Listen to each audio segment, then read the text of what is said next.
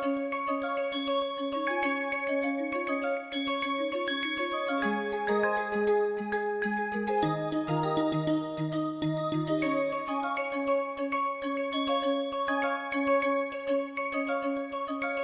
learners, we are coming to the close of the module go to market, and we had started this module, I had started this module by telling you that the intent of go to market is literally what it says, which is how do you take your product to market, and this is literally a kind of revision because we have done several different sessions or lessons under go to market. So, I thought it would be nice to have a compilation or a refresher or bringing it together. So, I have actually called this lesson go to market getting it together, and so little bit of refresher, maybe you can watch it at faster speed, but maybe you will watch it at slower speed, so that in one shot all of these concepts go into your mind and heart. It is very important to go into heart, soul, mind, because that is pretty much what marketing does. We started by asking the two fundamental questions that marketing answers, asks and answers. You cannot answer a question without asking the question.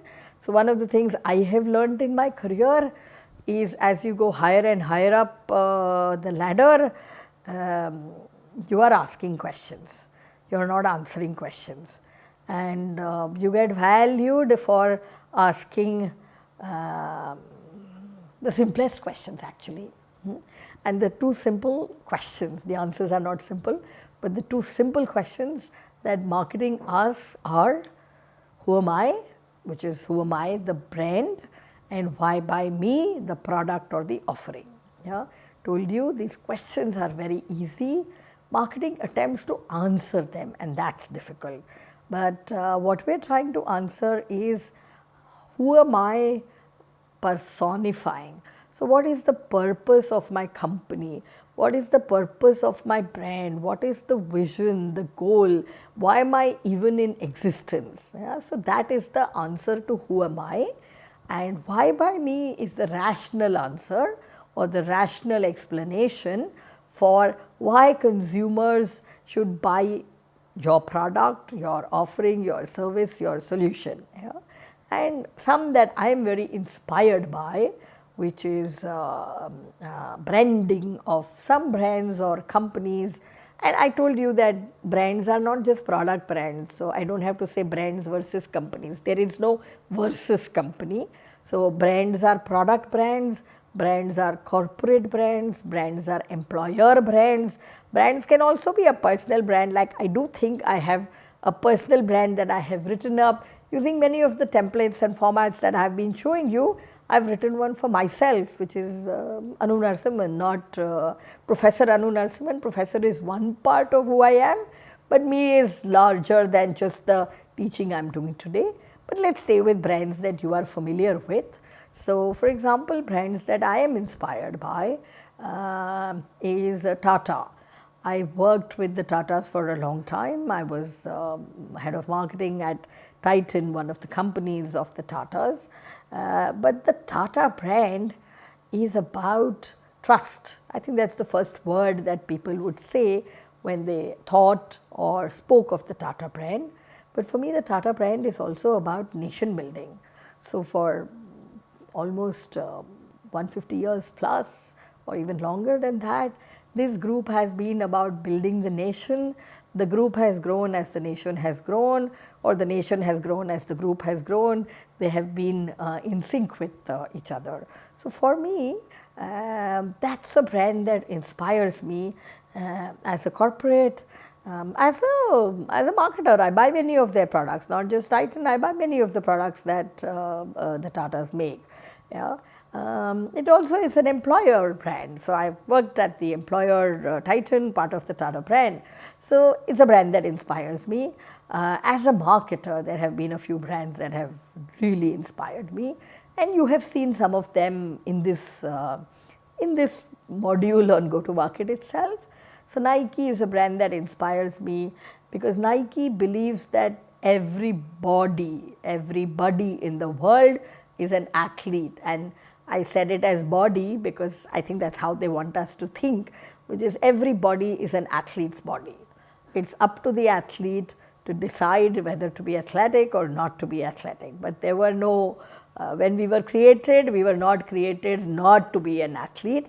And the role that Nike believes they play, which is the who am I for Nike, is to be a part of this athlete's journey, is to be an integral part of this athlete's journey and provide them the tools. Shoes are tools, clothes are tools. Provide them the accessories, the tools and accessories. Accessories somehow feels like a side wala word. So provide them what they need to become superior high performance athletes. That's the Nike vision. Yeah? I've spoken of Dove, and I'm sure I'll speak of Dove in a couple of slides from now. Coca-Cola. Coca-Cola is a company that believes in refreshing lives of people around the world. For them, the customer is not a narrow segment, and I've been trying to teach you, because you are going to be an entrepreneur and you want to start a company. I have been trying to tell you that you should segment. You cannot serve the entire world, you should segment, and that's the point I've been trying to make to you. But the Coca-Cola company is 150 years or maybe even longer, so they serve the entire world, they refresh the world. They say we make a difference to the world by refreshing them. So something about Coke makes one smile, is about happy moment, it is about shared moments. It's always about families together, it's about friends together, it's about enjoying a moment with a beverage, with food and beverage. There is always food, so Coca-Cola rarely shows the beverage without food. So food and beverage are an integral part to families and friends having a good time together, a brand that I'm very inspired by. Now I'll come to why buy me, and why buy me is a rational argument, proposition. So who am I is branding and why buy me is proposition, and the proposition or the prastav or the communication or the messaging that we put out to our target customers to try us or to buy us is a rational argument saying, hey, this is who I am, this is what I believe in, and this is how I am superior to other alternatives in your immediate universe, and therefore you should buy me. And this is what I taught you in customer value proposition, which is what is it, who do I serve, and why am I valuable. So these are the why buy me questions. When a startup begins its journey, for a long time you as entrepreneurs will be answering why buy me, as in why buy me not just to your customers but also your employees and to your co-founder and your founding team and your investors. So it's always about why join me, why buy me, why join me is a fundamental question that marketing the discipline answers. It doesn't have to be answered by the marketing team. I mean marketing the discipline. So please remember there are only two fundamental questions in go-to-market, which is who am I, which is a branding answer, why buy me, which is a proposition answer. And how do we go about doing this? And we need to thank Philip Kotler for the 4 P's of the marketing mix, which is the marketing strategies. These are the inputs in a sense. These are the inputs that marketers put in, and therefore consumers change their behavior. It doesn't mean it happens instantaneously. Sometimes it does. I'm trying to sell you on a discount t-shirt which was originally 1500 and today it's priced at 500. Maybe it's an instantaneous decision, but more often than not it's a slightly longer decision. So the 4 P's of marketing mix are the tools or the elements of the marketing mix that are available to marketers for them to get customers to buy into their philosophy, into their vision and into their product offering. Yeah. So their first P is product. I find product and brand almost inseparable. I also find product and price, which is the next P, inseparable. So typically a product exists at a price. You can increase it, there can be an increment, but I don't think there can be a dramatic shift in the price of a product, especially one that has been accepted and been in the market for a long time. The third P which we covered is promotion, which is how do you promote your product. And the fourth P is place, a clever usage of 4 Ps. The fourth P is place, which is really about sales and distribution. So, these are the 4 armory, the arrows in my quiver or in a marketer's quiver, the arrows that we have. How is it that we can win customers, win wallets, win minds and wallets of customers, and win in the marketplace. So, we use the tool called product, we use a tool called price and promotion and place to go forth and conquer the customer, convince the customer and conquer the market. I will just show you because it is easiest to show. When you are a product, you are about features, you are about benefits. So, this ad of Dove, an old one, is about functional features. It talks about Dove won't dry your skin like ordinary soap can. So, this is a functional product ad. From here I showed you how the brand has moved on this journey and is talking about branding. So, the role that Dove plays in the lives of young women is building confidence, is making them accept, is helping them accept, not making them accept, helping young girls, young women accept that beauty is real, is innate beauty, is that all of us are beautiful the way we are, and helping build confidence in this thought of real beauty, which is what the brand Dove is all about. And I went from therefore showing you a feature benefit ad to a branding kind of ad, which is in the middle of the screen right now, and then going to the brand has a purpose, which is to tell the world you are beautiful just the way you are. So, didn't tell you this, but I don't think I need to tell you. This is absolutely one of the most inspiring brands that I have ever come across in my marketing career or as a customer too. So, features, benefits, functional benefits, emotional benefits, purpose, vision, goal. If you can traverse this journey, you can start this journey the other way around also. You can start this journey by saying that I am a company that wants to provide innovative healthcare services to senior citizens in this country. Sure, you start from there and you look for the benefits and then you develop the products. But when you start going back to tell your customers about it, your journey will start from proposition, which is the why by me. The leftmost of Dove is a why by me. And then when the why by me becomes so evident to a customer that you no longer need to say it, you just keep talking about your brand, which is what does your brand believe in.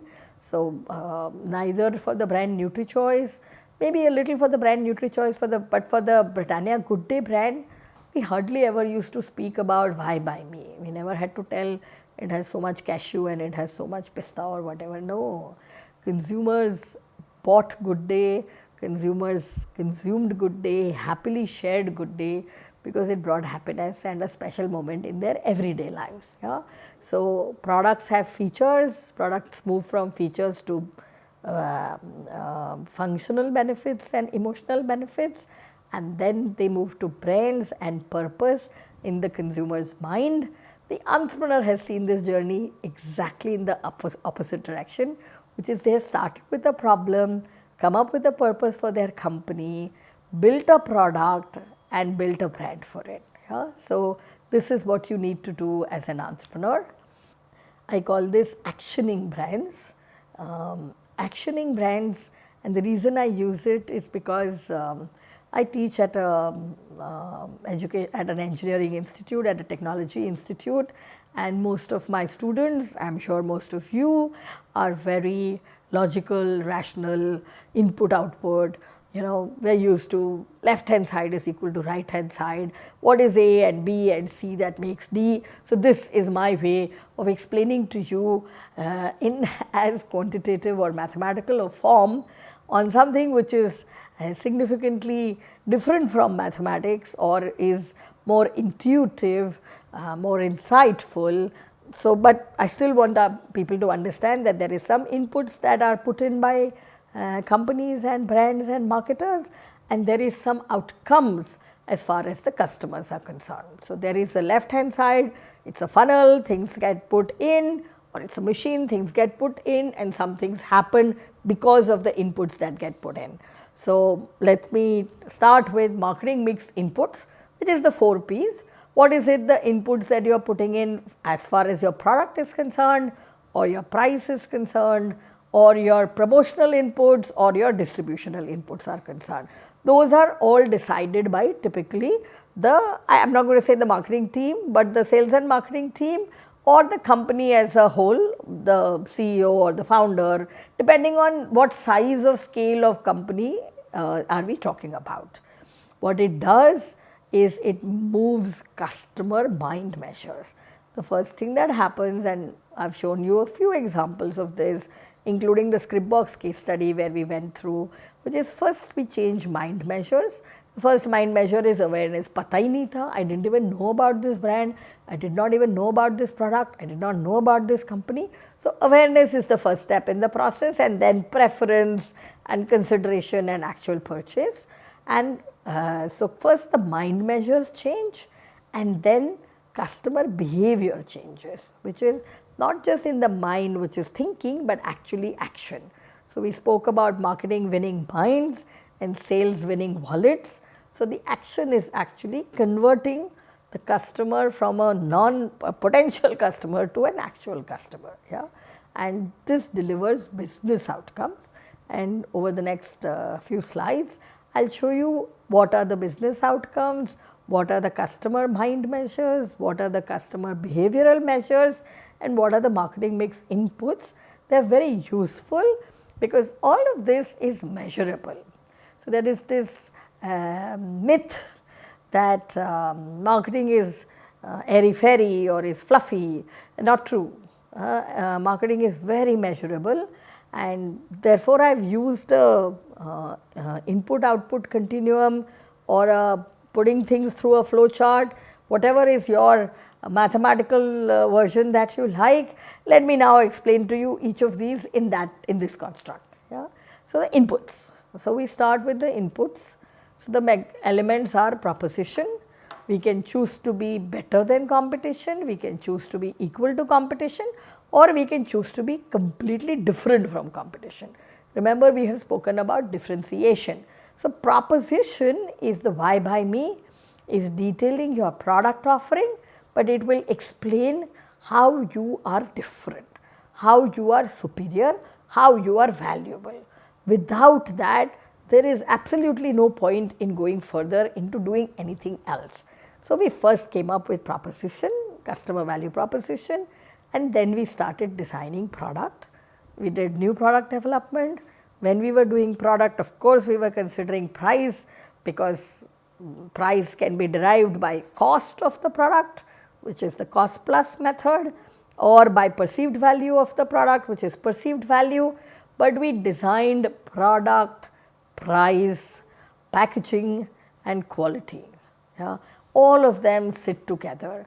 You want to make a premium product, you can't have unpremium packaging. You want to do a premium product, you can't have chalta hai quality, cannot. So, all of these go hand in hand. You cannot have premium product at discount pricing. Your product can be great and you price it at a low price, the consumer won't believe you. Consumer will say कि कुछ तो something is wrong, कुछ तो गोची है. Cannot be that so premium a product as they are saying can be sold as at such discounted a price. So, this whole bundle of product, price, packaging, quality, all of these are very, very interlinked with each other. So, and therefore, I put them all together.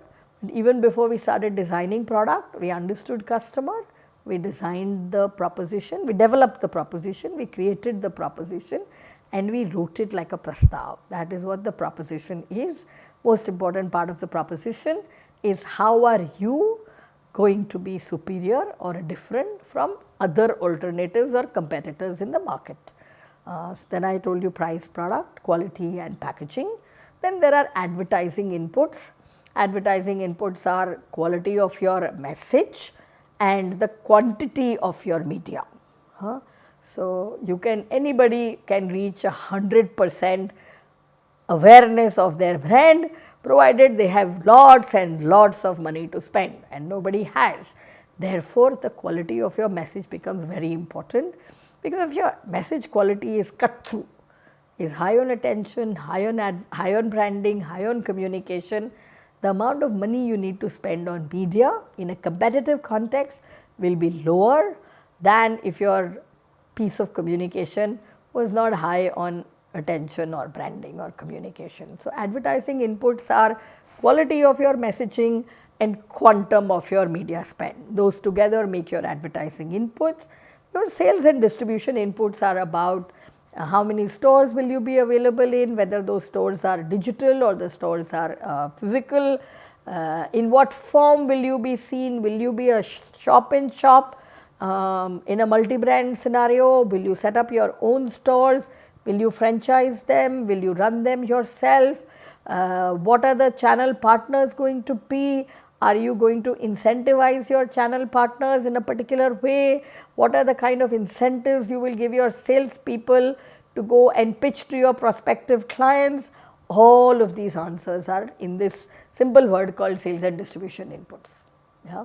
All of these questions belong there, and I know that we spent some time walking you through all of these. So, these are the inputs, this is the recipe. We have put these, and now we are going to see what magic comes out of it. Yeah? So, the first thing that comes out of it is consumer outcomes. There are two types of consumer outcomes. The first one is mind measures. So, first level is advertising and brand awareness. We have measures like, when I ask you which are the mobile phone brands that you are aware of, in mobile phones, just knowing all is not enough. What is needed is spontaneous recall, top of mind recall. So, the first two brands are recalled, are in your consideration set. If I asked a 20-year-old person which are the mobile phone brands you are aware of, and they say X and they say Y, and then they also go on to say Z or whatever, and then we ask them a question, oh, but by the way, do you also know A and B and C? They say, yeah, we know A and B and C, but only X and Y, and to a smaller extent Z. The first three names that they said come in their consideration set, because those are what they are thinking of at a spontaneous recall. Yeah? So, that is advertising awareness or brand awareness. Advertising awareness is simply about whether you have seen this ad or not. All of you are consumers of YouTube or other channels.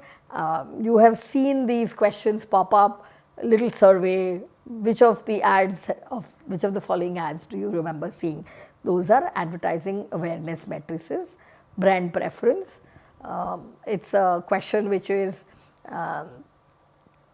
if imagine you had 11 chips with you, and please distribute these chips amongst the different brands that you would consider. So, it is not giving equal weightage to the two names that were said. So, when you do this exercise, some people may put all 11 chips are just a coin or just a, it's a mnemonic, it doesn't, it's just a, how do I say it? It's just something to distribute. It could just be in workshops I used to do, I would ask people to put bindis, which I would be carrying around all the time, on some posters to say 10 marks for this poster, 5 marks for this poster. So, it's simply like distributing marks. Yeah? So, there could be people who will give all 11 marks that they have to one brand. And the reason it is an odd number, we will come to it at a later stage or maybe not at all, is because we do not want people to give 5 and 5 to 2. So, we force people to make a choice, and therefore, an odd number of 11. Some might give all 11 to one brand, some might give 9 and 2, some may give 7 and 4. So, each of these tells you the power of preference, the quantum of preference. That is what a brand preference is about. Then there is differentiation and brand equity. Differentiation I already have taken a lot of time and explained to you. Brand equity is a more difficult concept, but suffice it to say that Brand equity is loyalty in the customer's mind, the commitment or conviction the customer has about a brand, and in some terms it allows that brand to have a valuation. I'll leave that for now, it's beyond the scope of this course. So, the consumer mind measures are awareness, preference, and how bonded or how committed are you to a particular brand in a category, of course. Yeah.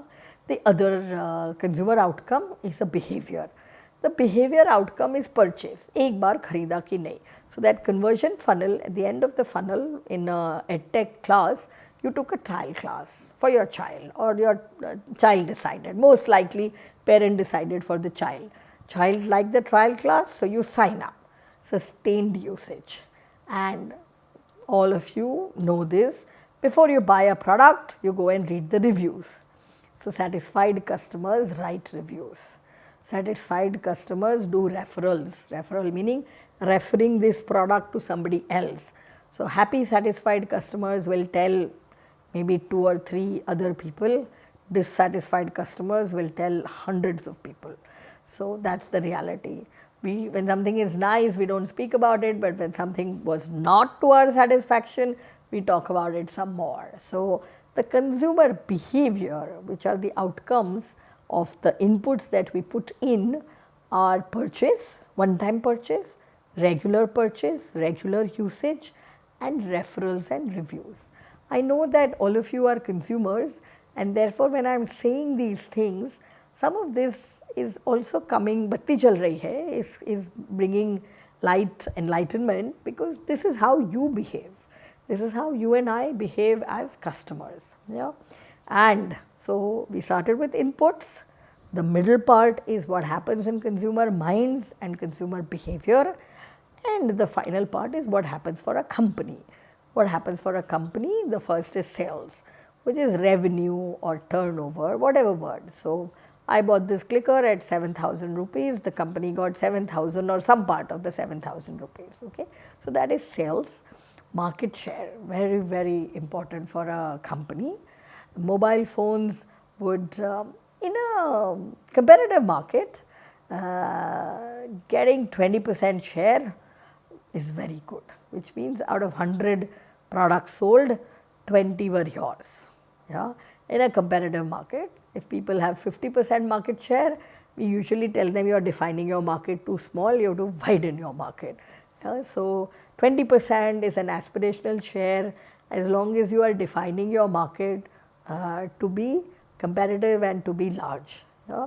So, there is market share, then there is customer satisfaction, which is how satisfied are customers with your product, your offering, and your brand and your company.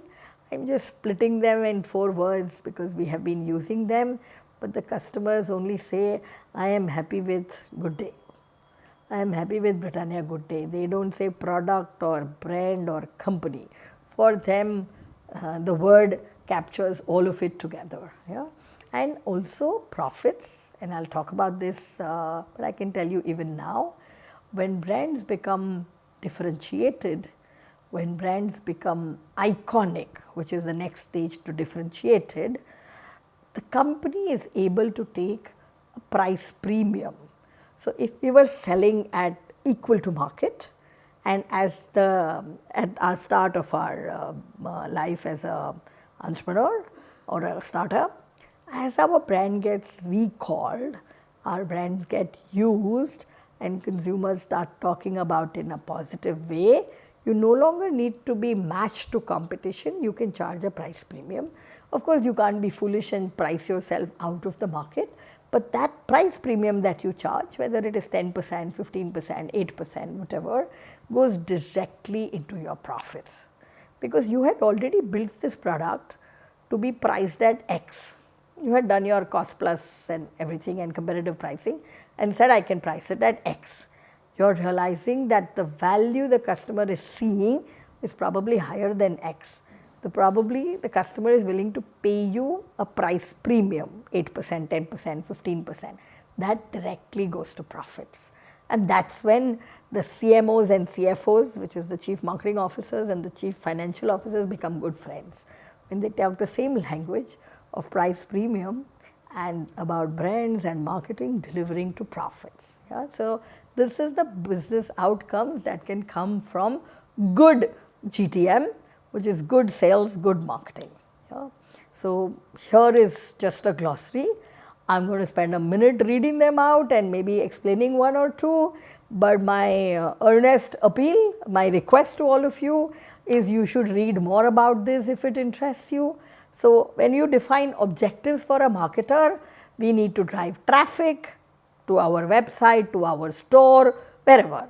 To our store, to Amazon store, to multi-brand outlet in the market, wherever.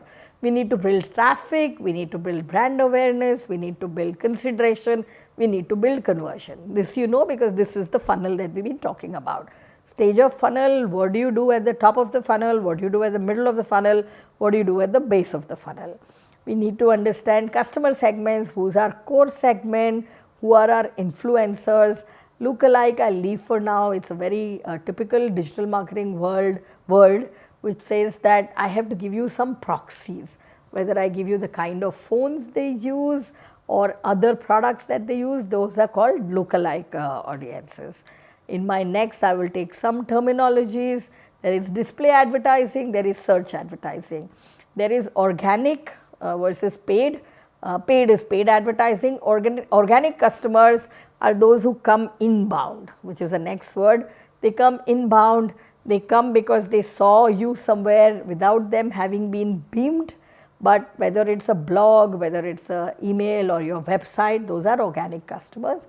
Inbound is those who came to you, outbound is when you made the effort to outreach to a customer. Paid media, exactly what it says. Owned media, my own Facebook page, my social media pages, my website are all owned media. Earned media is when somebody writes about you. That is like the real proof of the pudding. When you haven't paid, but somebody writes a story, doesn't have to write the story entirely about you, but writes a story about food for diabetics and your product is a part of that story, that is called earned media. And that's really the proof of the pudding. Search engine marketing is when you advertise on the likes of Google search and so on. You also have search engine optimization, app store optimization beyond the scope of explanation in the session today. The others are some metrics on messaging. I've already walked you through these, the attention branding communication, the A/B testing, ad awareness, brand awareness, the recall of your message, virality, which is all of these metrics are for messaging. Then there are metrics for media, which is how many people are you reaching, how many times do they need to see your piece of communication. Then we go into cost dimensions, cost per contact is CPC, cost per million is CPM, click-through rate, what percentage of people are clicking on your know more or learn more or whatever else that you do. Conversion rate is the funnel, it's not just the final one, but at each stage at the funnel. CAC is customer acquisition cost and LTV is long term value, also sometimes called CLV, customer lifetime value or lifetime value, whichever. LTV, CLV mean the same thing. We would like our LTV to be at least 3 to 5 times our cost of acquisition, otherwise we will be acquiring people, customers all the time. Yeah? So very quickly, this was just a glossary of all the words that, all the terms that we had thought through earlier. This is not needed revision because you know of awareness, brand trust, consideration and conversion, and this is how brands measure how committed or how loyal customers are. So at the base of the pyramid, customers are aware of you. At the next level is relevance, and here the kind of questions that are asked are, is it too expensive for you, is it too cheap for you, is it a brand that meets your needs? Yeah. So very often expensive brands also drop out. I am aware of several expensive car brands, but they are not in my relevant set at all. and therefore they drop out. The next level is this brand or are the products from these brand acceptable performance, and then the differentiation, which is do they offer me an advantage, which is the fourth step of this pyramid, and the ultimate step of the pyramid is conviction. Is this the one product or brand out of two that I will only these that I will ever consider buying? So, as customers move up this hierarchy, brands get more and more valued, and that actually is my closing story, which is that branding creates value and it creates valuation.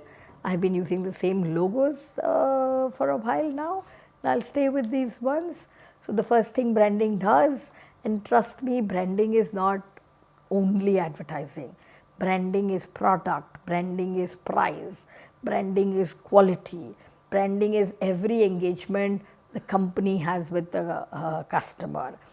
It can be the CEO speaking on a television channel about the vision, purpose of the company. It could be some customer telling another customer through word of mouth what they think about this company. So, branding is not to be confused with advertising. Advertising is one component of branding, not all of branding. Branding includes everyday experiences that consumers have with your brand in whatever form they are exposed to. So, the first thing good branding does is create satisfied customers, and these satisfied customers allow companies pricing power, a small price premium going all the way to profits, small, incremental, whatever is the word you want to use. The third is therefore it creates brand value, and some of these brands that you see on your screen here will be included in the balance sheet of the company, and I can certainly say this for, let's say, the company Coca-Cola.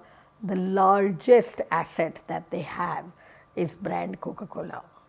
The largest asset by dollars, not in some fluffy terms, by sheer dollars. It goes into the company's balance sheet and is called brand value. It's something that brands do with third party every year beyond the scope of this class. But please understand that the right things that you do as inputs, marketing mix inputs, build satisfied customers, which allow your product to have a pricing power and therefore sustained profits. It builds brand value, and brand value builds company valuation.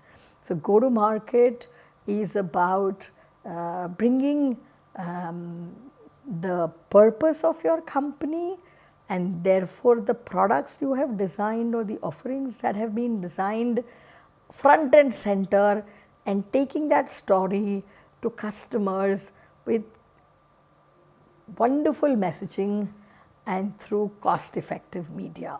That is what the story of this go to market has been, and I would add one more, which is selling it to customers using the right sales and distribution channels. I hope that this last lesson helped summarize the go to market module. I would recommend that you practice some of these, because this is both logical, rational, mathematical, objective, and and many parts of it have to do a leap of faith and have to be about intuition, have to be about insight, have to be about the power of your brand in its language, verbal language, in its visual language, in its logo, in its trademark, in every mnemonic that the brand uses. So, it is not something which comes to most of us easily. Maths perhaps comes to many of us as objective and not easy, but as something that we can understand. But here you leap over and above from the logical, rational person to the more targeted, intuitive, emotional brand which can move customers and therefore move balance sheets and move markets. Thank you for staying with me through this module called Go to Market.